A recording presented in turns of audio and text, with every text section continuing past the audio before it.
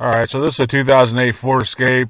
She had called me and said that the steering was making like a popping noise, and then it stopped making the popping noise, and then it just got real loose on her. And anyway, hopefully you can hear this. This is with the key off. You hear that kind of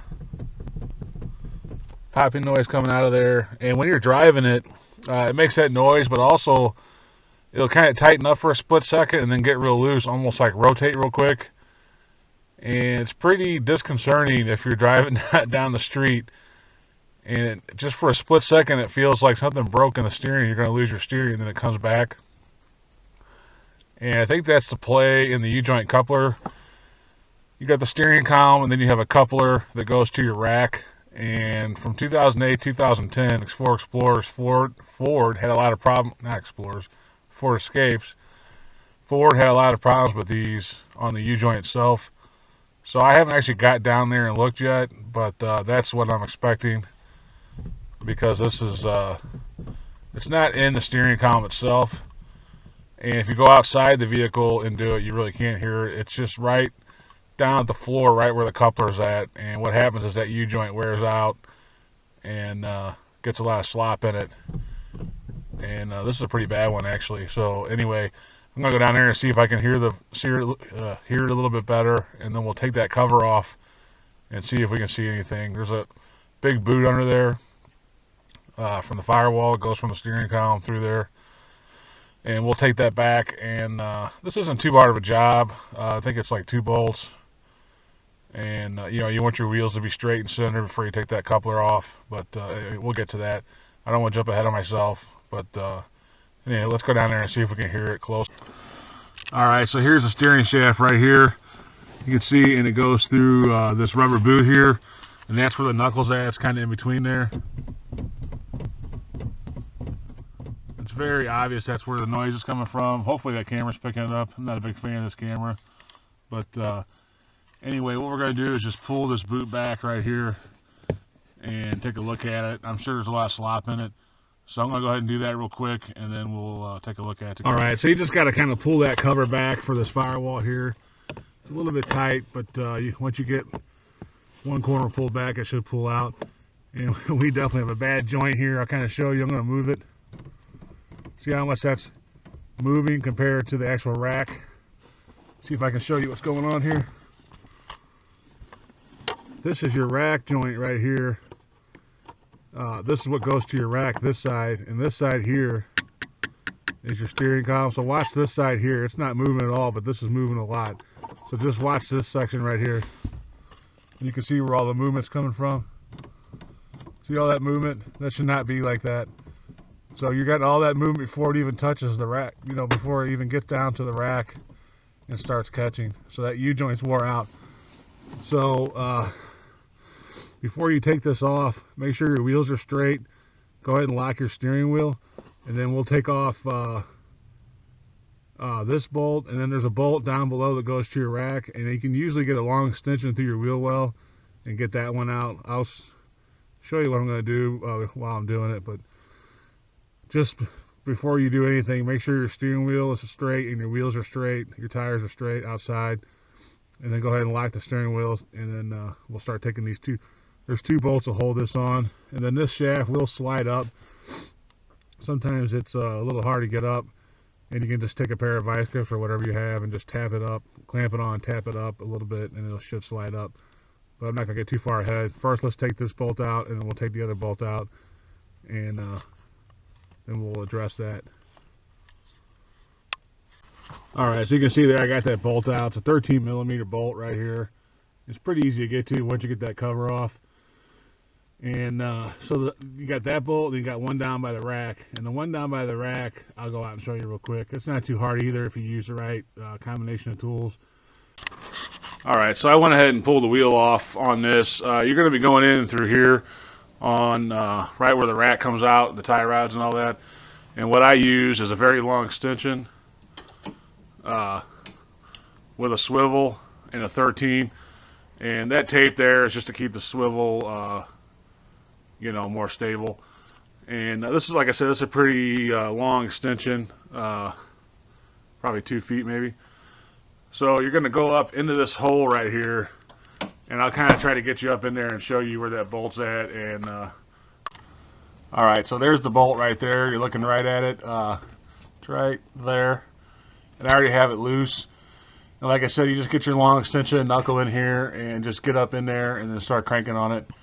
And that one's either out or almost out.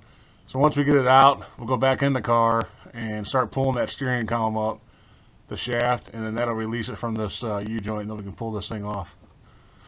So go ahead and get your nut out, and then we'll go back inside, or your bolt.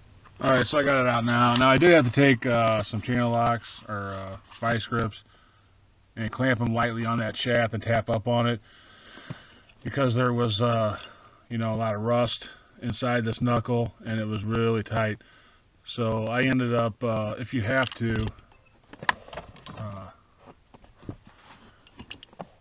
this is the end that goes down to the shaft, and then you got this end that's sticking here.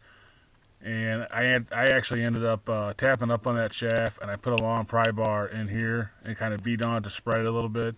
Doesn't really matter because we're not going to reuse this, and even if we were, it would still go back down to where it's supposed to. But this is now this is off. This should just pull right off. Once you get the steering column out of it on the top, the bottom should pull right off with that bolt being out.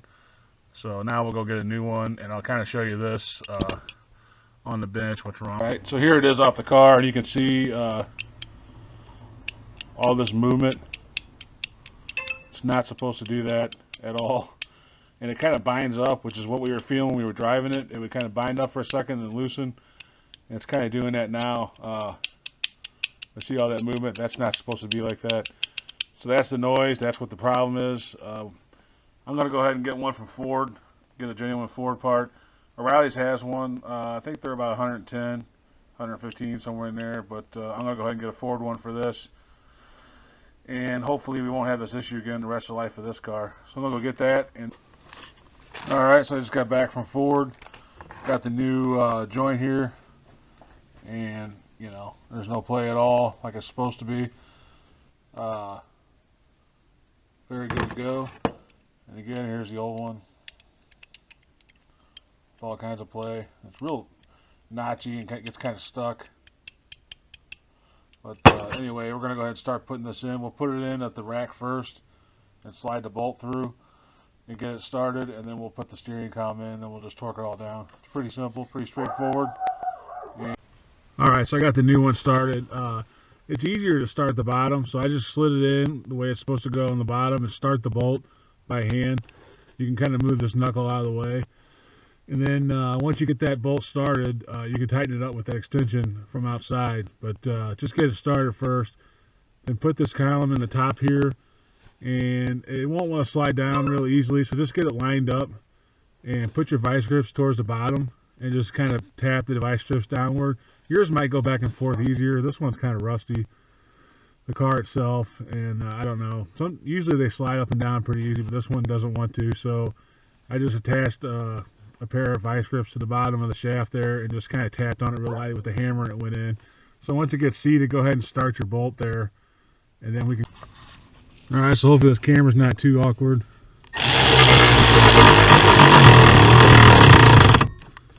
Get it down as far as you can, and then go ahead and torque it.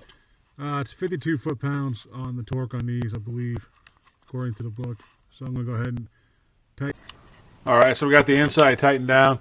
So now I'm just going to take my really long extension here and knuckle, and we're just going to put it up in there and get it on that bolt on the rack and start tightening that. I'll try to get you under there and show you what's going on, but basically you're just going to snake this in there until you hit the bolt and then go ahead and torque it down. But I'll see if I can get you in there and show you kind of how it's set up. Alright, so you can see there my socket and knuckle and long extension is reaching to the bolt. It's on it right now, so I'm just going to go ahead and turn it tight. You can see there with the right tools, you don't have to really try to fight and get your hand up in there. To put the bolt in and out, just reach in through the firewall in the hole and take it in and out. But to loosen it and tighten it, you can just take your wheel off get a long extension of knuckle, and it'll come right off, loosen and tighten up, no problem. So it makes it much easier trying to get your hand up there. So anyway, I'm going to go ahead and tighten it up, and then we'll go back inside real quick and do one more thing, and then we should be almost done. Alright, so once you get the 2 bolts tightened, just go ahead and put your seal back down on here. There's 2 pieces on this particular seal. You got the one that goes to the firewall. It's a bigger piece with the white ring. And then you have this boot right here that goes over that and kind of snaps in. So once you get that, then you're ready to check it and see if there's any more noise. Alright, so I'm moving the wheel back and forth. No clunky noise at all, just a normal shaft movement. And so anyway, that's pretty much it for if you have a bad clunking or a weird feeling steering wheel. You'll probably know it if you have one of these cars, because it's pretty spooky driving it, and it'll kind of bind up and then loosen itself, and it feels like something broke, and then it's, you know, you're still connected to your rack out there, but it feels like you could break free at any second and not have steering. So if you have something like that going on in your Ford Escape, especially 2008, 2010, I would check that first.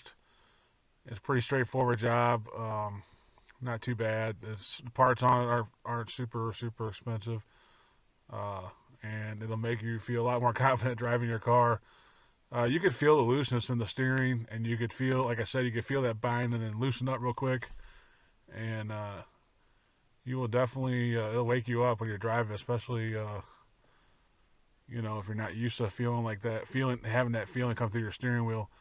That's kind of part of the reason why I like being a mechanic.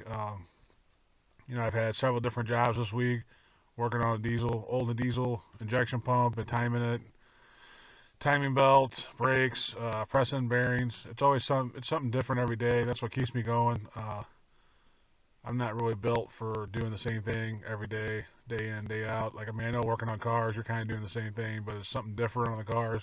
Could be electrical, could be, you know, engine repair, transmission, brakes, suspension, something different. And that's what keeps me going in this trade and enjoying it. So this lady will feel much better driving her car, much safer, and it'll be much more enjoyable.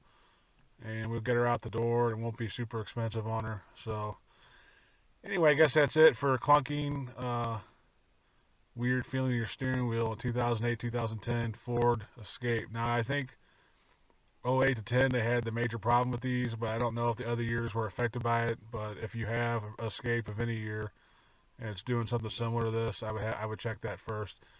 The easiest way is just take that boot off down there and move your steering wheel back and forth and see if you see any play in that joint. It's really only take a few minutes to do that, and it can rule out a lot of issues in your steering. If you know, if yours is tight on that joint and it still feels weird or something else, then it must be some other issue, and then you can just eliminate that. And if you do have the problem there, then you know right where it's at and how to fix it. So anyway, I'm going to wrap this up. I want to thank you for watching. Hopefully we'll see you on the next one, or check out some of the older videos. Have a great day. God bless.